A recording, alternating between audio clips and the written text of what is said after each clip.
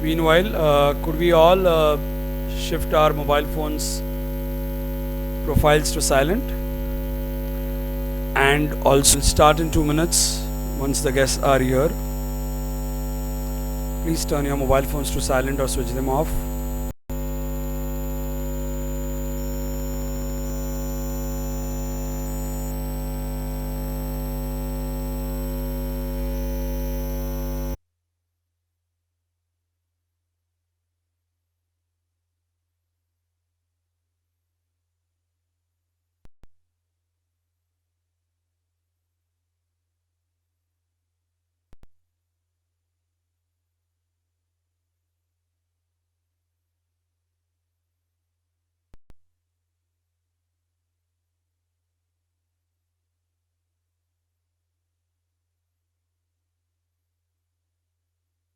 Hi guys, could we all quickly settle down? A warm welcome to this evening to all of you. We were planning to start on time, so we are start. Idea began when in 2015, when we lost one of our master architects. On his birthday, on his 85th birthday, we decided to do an event at Ayuka, and we had a good gathering of 500 people there with 7 speakers. Somebody who had worked as an engineer, somebody who worked on his last project in Portugal, and also somebody who worked on making a movie for his works. So we thought every time we'll do something different as regards to this, and we thought rather than making it a annual series, we'll make it a biannual series. So 2 years later, we hosted an event where there was a competition of installations hosted by Nerolac. And with Nerolac, we decided to go ahead and do the Charles Correa lecture series 2nd edition. And the 2nd edition featured 4 different personalities from the field of design: Amit Gulati, Amardeep Bahl, and we had Reboni Saha from Goa, and we had design. And now, 2020 January, we have the honor of hosting architect Monica Chadda here for the 3rd lecture series of Charles Correa Memorial Lecture Series. So just to give you a brief, we've been doing this in parts. We've had 4 speakers, 7 speakers, 4 speakers. Now today, this time, we have a sole speaker here whose work relates to the public domain, neighborhood design. Kind of work that you're going to see is obviously relatable to the whole ideology the Charles Correa Memorial Lecture would have. And that is why it's befitting that we are hosting Monica Chadda here. Welcome, ma'am. And I'm going to quickly go through a profile that I have about the speaker today evening. I have the pleasure to introduce Monica Chadda. This is a little longer if you may find it, but the spectrum of work is so much that I thought we will go through all of this right away. Monica Chadda, AIA Lead AP, is the founder of Civic Projects. Is research-based and highly participatory, which is what our intention was to have whenever presenters are coming in for the lecture series. Expanding the role of architecture through visioning and workshops, bringing all stakeholders to the table. Their firm is currently engaged in a wide range of projects, including collaborations with Ralph Appelbaum Associates, RAA, on the Obama Presidential Center Museum. They have recently been commissioned to design GCE's new downtown location, a private non-profit high school in Chicago. Prior to starting architects, during that time, Monica was integral to the design of award-winning civic scale buildings such as the Champaign Public Library and the University of Minnesota Duluth Civil Engineering Building. Outside of civic projects, Monica serves as co-chair of the Sensible Growth Committee of the Metropolitan Planning Council, as a strategic consultant for ArchiWorks, and is on the board of the Delta Institute. She has been an adjunct professor at the Illinois Institute of Technology since 2007, engaging students in social impact design practices. In 2000, she designed 100 list of leaders. She holds a Masters of Architecture from the University of Illinois at Chicago and a Bachelor's of Environmental Studies in Architecture from the University of Waterloo, Canada. In 1996, she worked a semester at the Vastushilp Foundation for Research and Studies in Environmental Design as a research associate in Office of Architect Balkrishna Doshi. on the development of housing prototypes for low-income communities. We welcome you, ma'am, here, and it's a pleasure to have you present. I'm also going to request Sharvya sir to come up the stage, and we will formally welcome Monica ma'am here. The other members of the team for the organization, Shweta ma'am, Saurabh sir, Saili ma'am, could you please come on stage?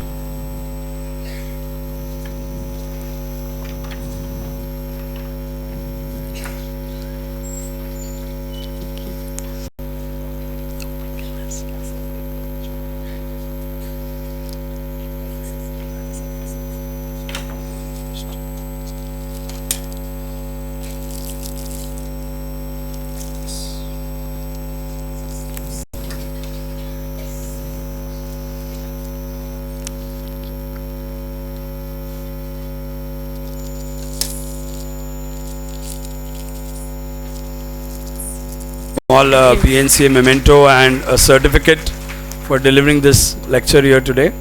Thank you, ma'am. Thank you, teachers.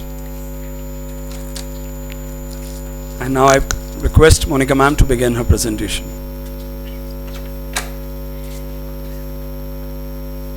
Okay, good afternoon, good evening, everybody. I am absolutely thrilled to be here. I had the opportunity to walk around the school and see some of the really marvelous and fabulous work that you're doing. So it's very exciting for me to be here, and I will say, you know, being a College of Architecture for women, of women, is also very important to me. I think it's just a privilege to have a little bit of introduction, just give a little bit of context. So I was originally born in Ottawa in Canada, and then I've done work in Toronto, Detroit, and Chicago. So for me, sort of the Great Lakes in the US and Canada has ended up being an area of focus. But it gives you a bit of a sense of just sort of being in sort of the Rust Belt, post-industrial sort of cities that are really impacted by change. And a lot of that change has started out of the changes in industrialization. So some of the impact of the cities, and 77 different neighborhoods form Chicago. The city population is 2.7, and then the greater area is getting closer to 10 million now. And then we use the GDP rank as just to give you a bit of a sense, but it's 6th in GDP right now. We'll focus on sort of projects. I just kind of gave a mark of sort of north side, south side in Chicago, and you'll just see by the dots, a lot of our projects fall onto the south side of the city. And just to give a quick context, the three major dots, so red is primarily blue, purple is primarily African American population. And it just gives you a sense that despite Chicago being an international city and being in the US, it is also, I hate to use the word segregated, but it is actually a city that the neighborhoods are often very separate from each other. What that sort of gives us is a sense of sort of the history and the legacy of architecture in Chicago really comes out of the Great Fire in 1871. So because of the amount of damage to the city, a lot of innovation, a lot of innovative architecture comes out of that. And then we have everything sort of falling from the World's Columbian Expedition to, you know, more recently, we span the President Obama, who comes from Chicago, is of Chicago, and currently we have a female African American mayor who's been elected recently. So just in terms of a quick context, you have sort of the impact of the fire. This is the Monadnock building, which is kind of like one of the highest structures of its time because of its innovation, and then places like IIT, where I teach, which is Mies van der Rohe, Frank Lloyd Wright, and then obviously some other legacies. This one building in the middle is Aqua. It's a tower by Studio Gang, and I would say she's currently probably one of the most eminent female architects, and I did have the privilege of working with them several years ago. And then sort of the Chicago, you may know, have a mix of, I will say disinvestment, but it's not completely disinvestment in terms of culture, identity, and opportunity, but there is more of a gap tooth to some of the buildings and some of the structures that are there. But that comes out of a legacy of density, culture, and opportunity. So this down here is sort of just giving you a quick sense of sort of early 1900s to mid 1900s today. one of the things we do, it's something that really came out of being asked to come here, is the idea that our work is very participatory. It's very engaged. This particular shot is working with students in some interdisciplinary classes where we work in neighborhoods and we work on really investigating a problem, listening, and that's been incredibly important to our work, and frankly really informs our work. Most often the results that we get to are not ones we may have anticipated if we hadn't gone through the process. So sort of in this first area, when I mentioned the fact that there are gaps in buildings or abandonment in buildings, reinvestment becomes a great opportunity in Chicago. So what is a way that we can sort of take some of these vacant areas with the legacy of the city, and then in some cases even some of the public schools have been closed, you know, how do we in terms of scale and model, what we started with is one idea of just occupying vacant lots. What is a sort of small incision, a small insertion? What we do, I should maybe take a second, is we start with listening, and then our other goal is incremental projects. So you can imagine a lot of architecture, a lot of projects may be 3, 5, 10 years in the making, and that's very long to ask a community or a neighborhood to wait. Right? It's like I talk to you on day one, and 3 years later you see something, and then 5 years later you see a building. And I don't think that's really the way to 12 months in, you can see something occurring. So in this particular case, the project's called Framework. And what we did is we just developed these, we used kind of 4 foot, 8 foot, 16 foot models to just develop a way to inhabit some of these vacant lots. So you can imagine it may be sort of a play area, it may be a small market, but we really talk about these things as sort of pop-up, and the pop-up can sort of come into an area, come into a space, and then be put away or moved to a new area. So some of the projects we've done are in vacant, be part of programs and activities, and then maybe that will encourage someone to think about renting the space for a longer period of time. So kind of with that, and then a couple of these slides are light, I apologize, but sort of programmatically, this is a proposed contemporary art center on the south side of Chicago for the Virginia Ferrari Foundation. So he's an eminent sculptor who's of Chicago. This is a project that is really been proposed as an idea really to get into fundraising and get into the base ideas, but the idea is that there would be kind of open the legacy and the studio of the artists themselves. So really this opportunity to integrate public program and private work, and this is kind of the way that comes out. I think I have a pointer. So this area that's facing the street becomes the most public, kind of becomes public gallery that bleeds into this kind of open because of the nature of the sculpture of the work, and then the more private areas and the more work areas and production occur through the rear. So you can sort of just imagine that evolution as you go through the building. And then this is sort of a glimpse of inside. So like I said, I'm showing this, there was a bakery that occurred in the taller building behind, so this is currently a vacant storefront. And what we've done is we've actually looked at making a studio storefront. So how do you make a space that maybe exposes design and design practices to a broader audience? So instead of an office being, you know, up on the 10th floor of an office tower downtown, how do you really be on the street, have a storefront, have this very open area, and then even taking the public area outside to engage, and then maybe using, like, you know, giant garage doors or something like that as an opportunity to invite people in. So we really see this public private and give credit where credit is due. I've only worked on our design, our firm is relatively young, so we've done the sort of the last piece of this project, and several architects such as Doug Garofalo, Tom Brock have worked on the project, and this artist, Dan Peterson, is the person who sort of came up with early conception. So what you're seeing is the perimeter of what was a former parking garage, and what happened is there was a fire and all of the interior was destroyed. Beyond that is the new construction.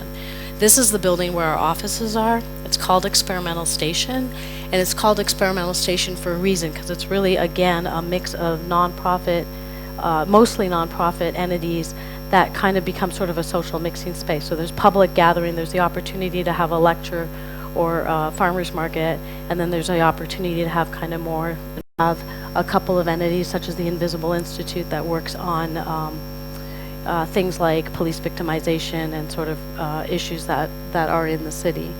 And then we got very fortunate where there was a moment we were having a conversation. We're like, we don't have enough space. What do we do?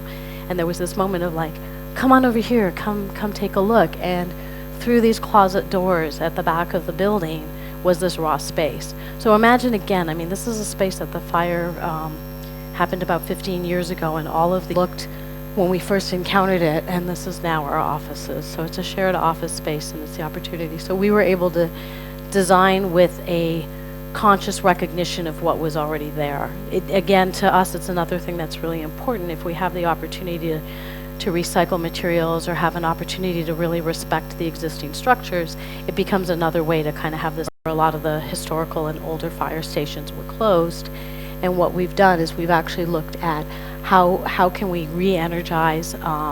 In this case, there'd be a bike facility, there'd be a commercial kitchen, there'd be office spaces, but all of these outward-facing functions would revive the existing structure, and then in this particular case, we would also add on to it.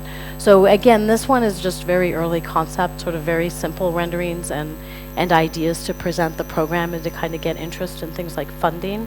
As extreme other scale, there's a program called Reinventing Cities, but they were looking internationally at cities all over the world and looking at projects to be occupied. So we made it to the final stages of this, and we're kind of recognized for the work that we had done. And it's 2 existing former manufacturing buildings and a vacant lot. So again, you're looking at this idea of how do you repurpose these amazing structures that are relatively fragile now, and then what can you do to sort of add on to that? So what we did, because this is about 1 million square feet, that we then again started to talk about what could be the public function, private functions, could you put living within that? How do you draw people into different programs in different spaces? And this is just a quick rendering of sort of what it might begin to look like once it's been re-energized. So then we're just going to zoom into some of the projects that are in this lower area. One of the things we do that I also think is important to talk about is we actually develop work ourselves. So we develop multifamily housing, affordable and mixed income rental. So in this case, this is all apartments where someone, whether you're a student or you're working, you can rent these, and they're sort of geographically located in the area within the box. So this is for us a phenomenal old building, not quite the legacy of here, but the idea of sort of all of the upper floors are vacant right now. There's 10 vacant apartments, and then there's an existing furniture store. So we are doing the work now. We're about to go under construction to renovate and redevelop the apartments above. The environment that the buildings are in. So this is really of the time where I showed some of the black and white photos of when it was a busier, more occupied, more culture. I mean, the culture and legacy of Chicago is so strong, and there's a lot of effort being made to bring that back into the neighborhoods as much as into sort of the downtown core of the city. And then this is a small project, but it's I think it's also important to sort of show the range. So this is like the one doing delicate insertions, right? How do you take this existing house and make it more contemporary? So in this case, it started as a small renovation, and then it became much bigger. But this is where I can talk a little bit about kind of high quality design, right? Even though we're working in different neighborhoods and we're working across sectors, there's no reason for quality design not to be part of that work. And what we do, we haven't quite achieved this yet, but we sort of talk about the Robin Hood model, right?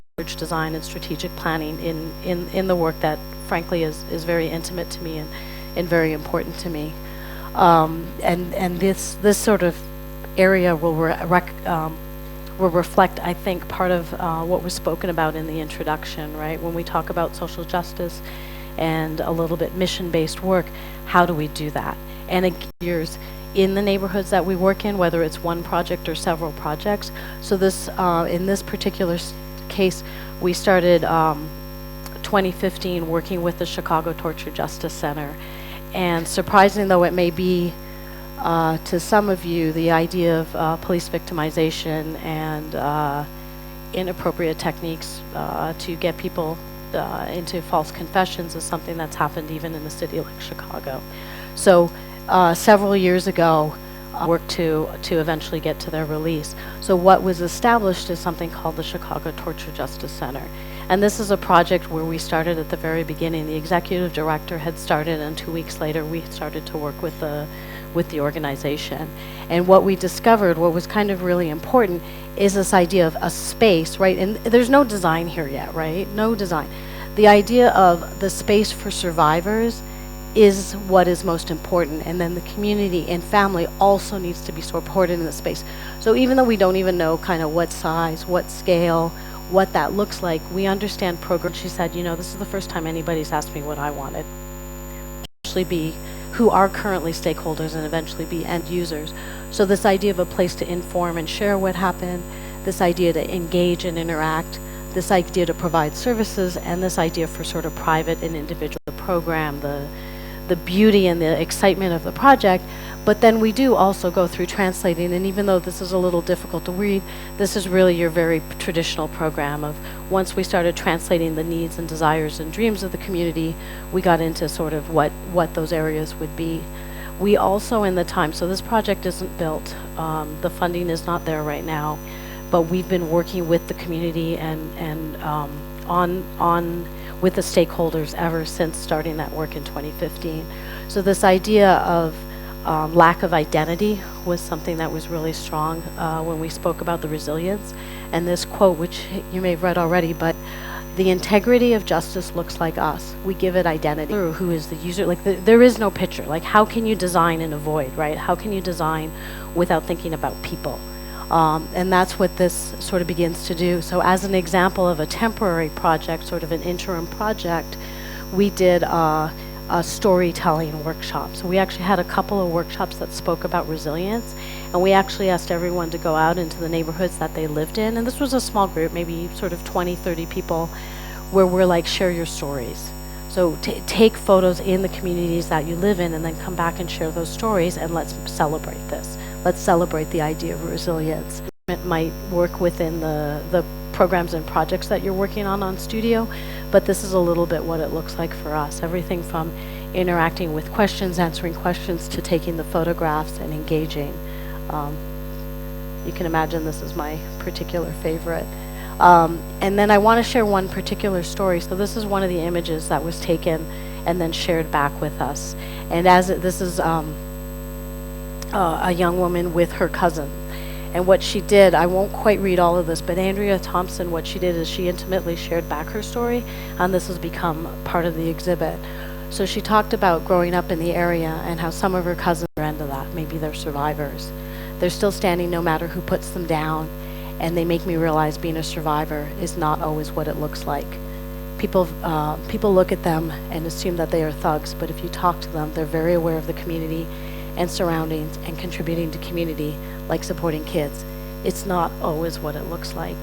And I think this is, again, what's important, right? Our discovery, you can't know, right? You can't know an environment, you can't know a person's situation, you can't know programmatically what is needed until you really have the conversation. And the conversation starts by listening, right? Like it starts by listening and then becomes an exchange.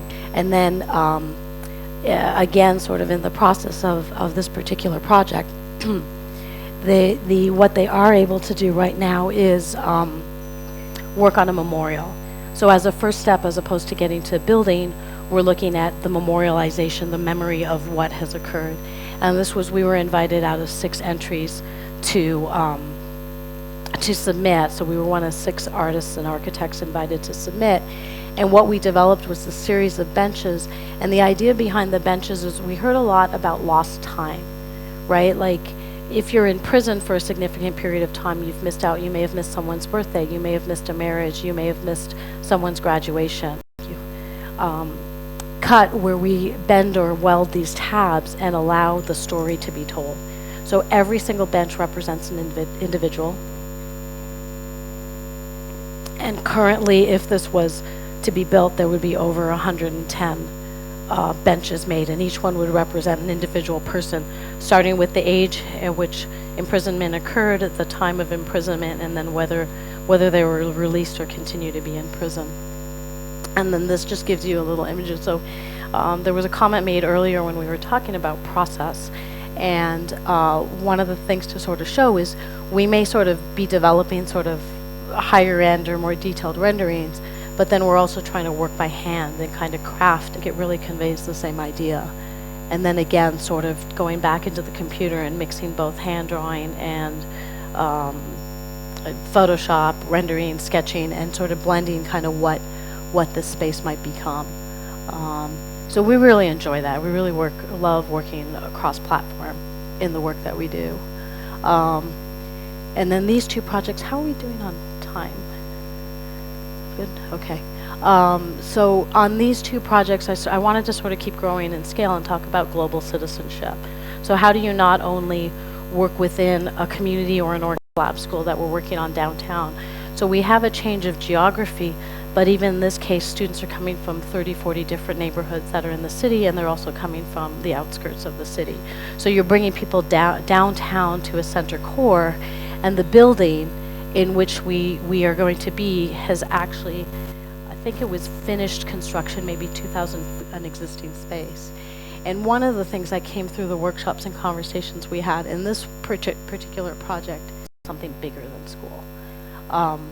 And this was sort of the feedback. So then again, as this idea of watching, discussing, and making. So that, imagine that that's the school, and the heart of the school, in that particular quote of how do I learn here and bring back to where I'm from.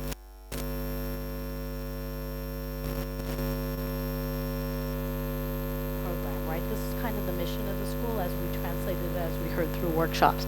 So it absolutely reflects the school's mission, but it layers in the words that we've heard, and then it layers in kind of what is the opportunities that the space itself might present. So how do you translate a messy and has clean and has creativity? This is Sarah Wiggles' space. But if you imagine the process of dinner, it's after you start dinner, nothing is straight. So what you have in the end product is really this end moment, and we're trying to design for this more than we're trying to design is an example. And then to contextualize, right here, the floor that has almost no windows, right here is where we are. So we're back in the context of sort of the busy downtown city, and we're bringing this Global Citizenship Experience Lab School to the city. They're currently in a different location. And then what we found within those needs is we were able to communicate back both here are the different divisions of spaces and program, but with our processes, we started drawing, and so our post-it note drawn kind of plan comes out of working to really like, oh, no, we want student work here. We want this to be like this area to be the heart of the school. We want people to gather over here. So even though we had drawn a plan, the plan wasn't really fixed at that moment. And then we also work B, so this operation of spaces, but it's really say, and then sort of the anchoring of community spaces are spread around.